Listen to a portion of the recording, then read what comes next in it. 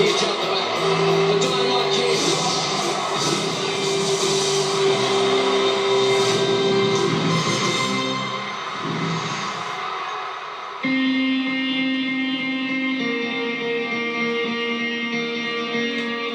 In 1969, when I won the Brownlow Medal, it certainly changed my life forever. To be recognised as a Brownlow medalist with the late Hayden Button Sr., Bobby Skilton, Ian Stewart and Dick Reynolds. It was a privilege to be acknowledged with those men. It is rare that we can pinpoint dramatic change in life.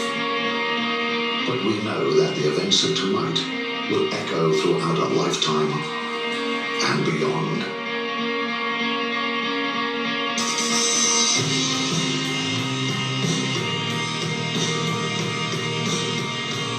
No matter what becomes of a man, no matter what good or bad fortune he endures, no matter what wise or poor decisions he makes, no matter what happens in the world, once a man joins this elite group, he will always be known as a Brownlow medalist.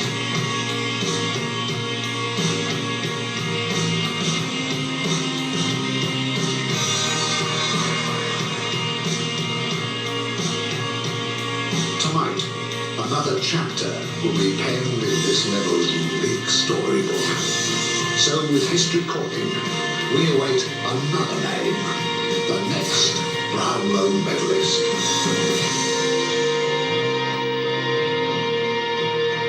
Ladies and gentlemen, would you please welcome your host for the 2004 Brownlow Medal count, Stephen Quartermain.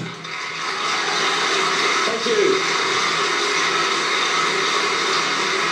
Thank you very much, ladies and gentlemen. It's great to be back again.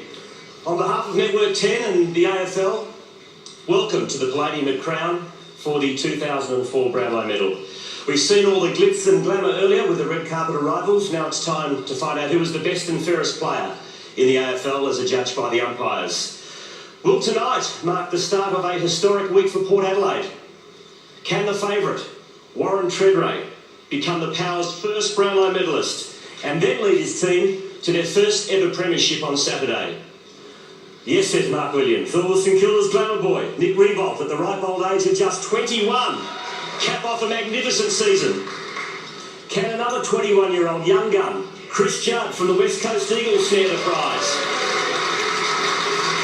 Or will Brisbane's Nigel Lappin complete a Lions quadrella and become the last member of the original Fab Four to win football's biggest individual honour? Of course, the Fab Four is now the Fab Five, as we say hello to Luke Power up in Brisbane also. Other names in with a chance of winning the Brownlow this year include previous winners in Mark Rasciuto and Simon Black. There's Jeff White, Cameron Ling, Chad Corns, Scott West and Barry Hall, just to name a few. So good luck to all those in the running tonight for the Brownlow for 2004. Also, best of luck to the two teams playing for the flag on Saturday at the MCG. Congratulations to Mark Williams and the Port Adelaide team for making their first ever grand final. An exciting week for everyone at the Power. And they're going to function over there in Port Adelaide Heartland tonight. Good luck, Mark. And good luck to Lee Matthews and his team up at the Gabba tonight in Queensland. The Lions out to equal history by winning 4 premierships in a row. What an extraordinary achievement that would be. So good luck once again to the Lions and to the Power and to Mark and Lee. Well done, guys.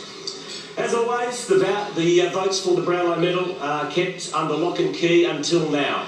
Like us tonight, they have arrived on the red carpet as we bring them into the room and into the safe hands of the AFL. All the envelopes containing the votes have today been accounted for by the AFL's auditors, KPMG and Main Logistics, which provides the security. As the votes come onto the stage, may I also take this opportunity to thank our hosts for tonight, Crown, to Joe Stuckey and all the team at Crown. Thank you very much. Yes, we do. Always put on a great show. It's also a big night for the Chief Executive Officer of the AFL, Andrew Demetriou. He is making his Brownlow Medal vote counting debut, and he has been practising religiously over many, many weeks, whereas Andrew down here, And he's nailed all the dodgy names at rehearsal, so he's raring to go. So let's officially start proceedings. And welcome, put your hands together for the CEO of the AFL, Andrew Demetriou.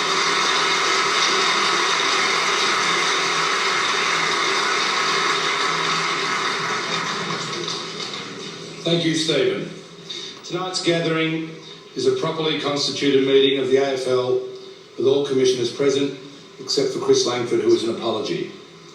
In accordance with AFL Rule 19, at the conclusion of each match, the three field umpires conferred and recorded their idea of the three fairest and best players in each of the 176 home and away matches played this season. The votes were then sealed in an envelope marked Brownlow Medal. In the case of two or more players receiving an equal number of votes, each shall be declared the joint winner, and each of these players shall be awarded a Brownlow Medal. Any player who has been found guilty of an offence in a home and away match, except for a time-wasting offence, shall be ineligible to win the Brownlow Medal. With me on stage will be Adrian Anderson, the General Manager of Football Operations, and from our Football Operations team, Dean Moore, Jill Lindsay and Rod Austin. Thank you, Stephen. Thanks, Andrew.